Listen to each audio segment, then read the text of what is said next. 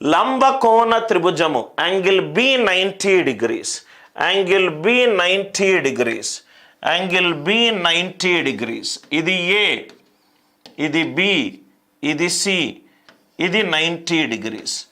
Angle B 90 degrees ఇచ్చాడు.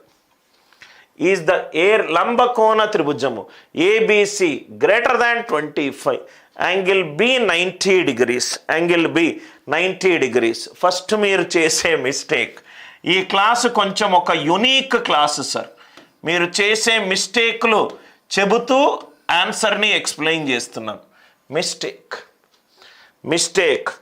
కొంతమంది maths students ఏం చేస్తారంటే, సార్ 6, 10 సార్ మనకు పైథాగోరియన్ సిద్ధాంతం ప్రకారము ఇది 6, ఇది 10, ఇదేమవుతుంది సార్ 8.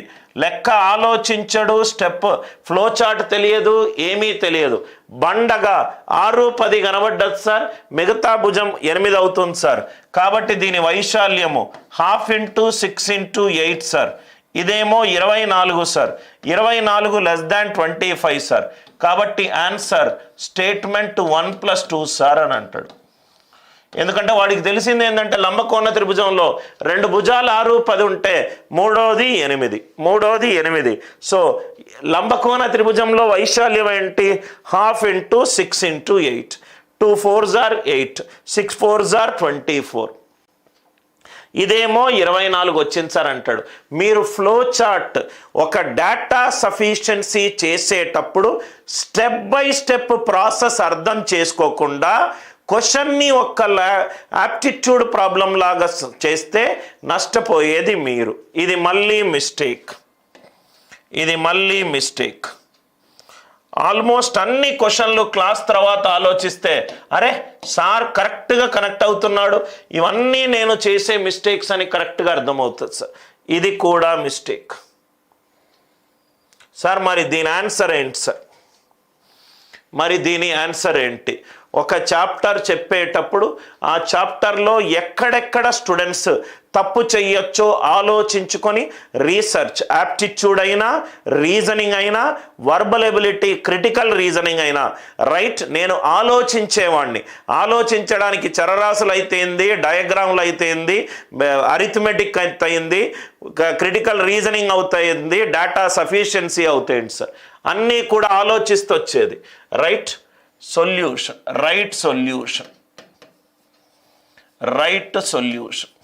అది మీరు చేసిన మిస్టేక్. స్టేట్మెంట్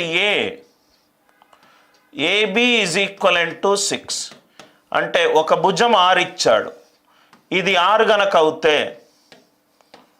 ఇది 100 అయింది అనుకోండి, 1/2 × 6 × 100, ఇది 300. 325 కంటే ఎక్కువ, ఆ వాల్యూ ఎంతైనా కావచ్చు.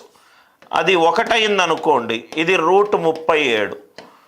ఇక్కడ ఏమవుతుంది? 1/2 × 6 × 1, ఇదేమో 3 ఏమో 25 కంటే ఎక్కువనా సార్? ఇక్కడ ఇది 6 ఇచ్చాడు సార్, ఈ భుజం వాల్యూ మనకేం తెలియదు. పెద్ద వాల్యూ పెట్టుకుంటే 25 కంటే పెరిగింది, చిన్న వాల్యూ పెట్టుకుంటే 25 కంటే తగ్గింది. అసలు ఈ వాల్యూ నాకు తెలియదు కాబట్టి ఏ డిఫరెంట్ వాల్యూలు పెట్టుకున్నా ఒకసారి <25, ఒకసారి <25 వచ్చింది. కొన్నిసార్లు ఎస్, కొన్నిసార్లు నో. కాబట్టి 2 ఆన్సర్లు వస్తున్నాయి. స్టేట్మెంట్ 1 కాదు, స్టేట్మెంట్ 2. స్టేట్మెంట్ 2లో ఒక క్యాచ్ పాయింట్ ఉంది సార్. స్టేట్మెంట్ 2లో ఒక క్యాచ్ పాయింట్ ఉంది. ఇది ఏబిసి, నాకు కర్ణం ఇచ్చాడు సార్, నాకు కర్ణము విలువిచ్చాడు. చాలా ఇంపార్టెంట్ పాయింట్ సార్. ఒక లంబకోణ త్రిభుజము వైశాల్యము మ్యాక్సిమం ఉండాలంటే అది సమద్విబాహు లంబకోణ త్రిభుజమై ఉండాలి. సమబాహు అయ్యే ఛాన్స్ లేదు, ఎందుకనంటే 3 ఈక్వల్ అయ్యే ఛాన్స్ లేదు. ఎందుకనంటే AB² + BC² is AC². 3 same అయ్యే ఛాన్స్ అయితే లేదు. అంటే 2 సేమ్ అయ్యే ఛాన్స్ ఉందా? ఉంది. ఈ పాయింట్ని నోట్స్లో రాసుకోండి సార్. ఒక లంబకోణ త్రిభుజము మ్యాక్సిమం ఎక్కువ వైశాల్యము రావాలంటే అది సమద్విబాహు లంబకోణ త్రిభుజమై ఉండాలి. సమద్విబాహు ఇక్కడ కర్ణం ఇచ్చాడు, ఏసీ ఏసీ ఏసీ, ఇది రూట్ కాస్. ఏసీ అనేది కర్ణము, అంటే ఇది ఎక్స్ ఇది ఎక్స్. ఎక్స్ పైథాగోరియన్ సిద్ధాంతం ప్రకారము 100x, 2x² = 100, x ఈజ్ 5√2. అంటే ఇది 5√2, ఇది కూడా 5√2.